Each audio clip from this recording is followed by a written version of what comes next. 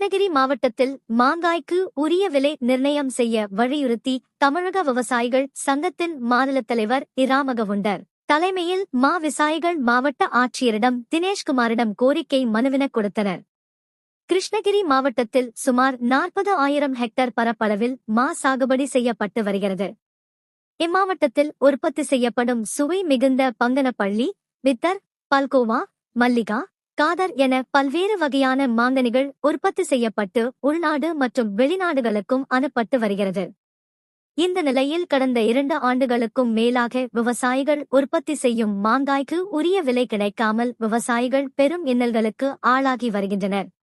மேலும் கடந்த ஆண்டைப் போலவே இந்த ஆண்டும் மாங்காய்க்கு உரிய விலை கிடைக்காததால் தமிழக விவசாயிகள் சங்கத்தின் மாநில தலைவர் இராமகவுண்டர் தலைமையில் விவசாயிகள் மாங்காய்க்கு உரிய விலை நிர்ணயம் செய்ய வேண்டும் என வலியுறுத்தி மாவட்ட ஆட்சியர் தினேஷ்குமாரிடம் கோரிக்கை மனுவினை கொடுத்தனர். தமிழகத்திலேயே கிருஷ்ணகிரி மாவட்டத்தில் தான் 42,000 ஹெக்டேருக்கு மேல் சாகுபடி செய்து வருகிறோம். இந்த மாவிலே கடந்த 4 ஆண்டுகளாக மிகப்பெரிய பாதிப்பை ஏற்படுத்தி விவசாயிகளுக்கு மாங்காய் விலை கொடுக்காமல் செய்துவிட்டது மட்டுமில்லாமல் இயற்கையாகவே வறட்சியின் பாதிப்பால் பெரும்பாலான 7,000 ஹெக்டேருக்கு மேல் சாகுபடி குறைந்துவிட்டது. மாமரங்கள் எல்லாம் அழிந்துவிட்டது, காய்ந்துவிட்டது.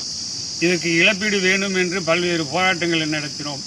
ஆனால் அரசு எந்த இழப்பீடும் எங்களுக்கு வழங்காமல் ஏமாற்றிவிட்டது.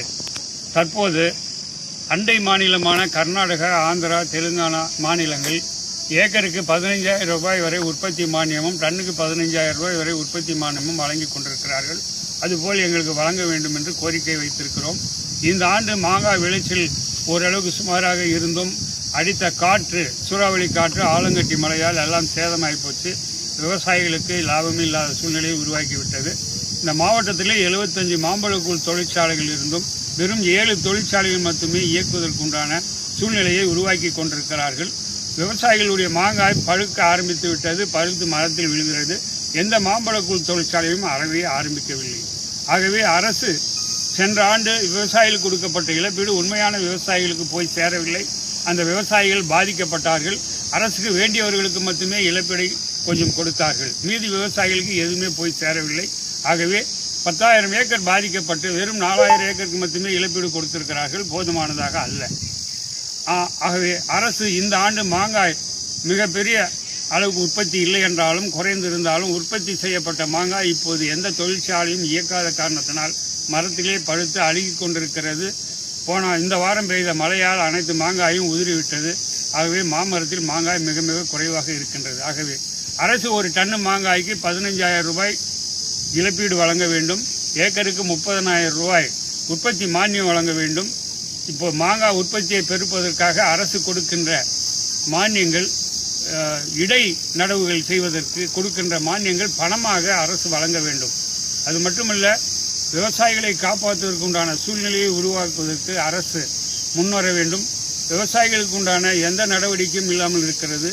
இந்த நேரத்திலே மாவட்ட ஆட்சித்தலைவருக்கு ஒரு நன்றியை சொல்ல வேண்டும்.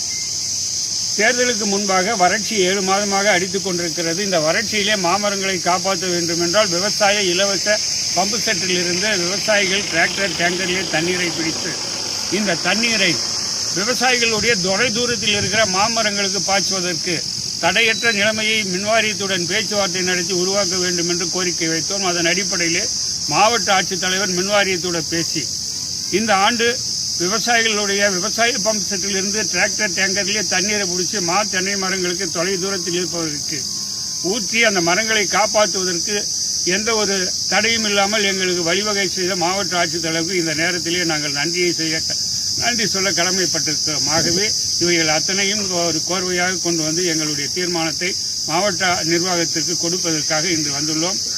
இந்த கோரிக்கைகளை அரசு உடனடியாக எடுத்து செவிசாய்த்து விவசாயிகளை காப்பாற்ற வேண்டும் என்று இதன் மூலம் அரசுக்கு கோரிக்கை வைக்கிறோம். உங்கள் தேடல் நியூஸ் சேனலை லைக் பண்ணுங்க, ஷேர் பண்ணுங்க, கமெண்ட் பண்ணுங்க, ஆல் பெல் பட்டனை கிளிக் பண்ணுங்க, மறக்காம சப்ஸ்கிரைப் பண்ணுங்க.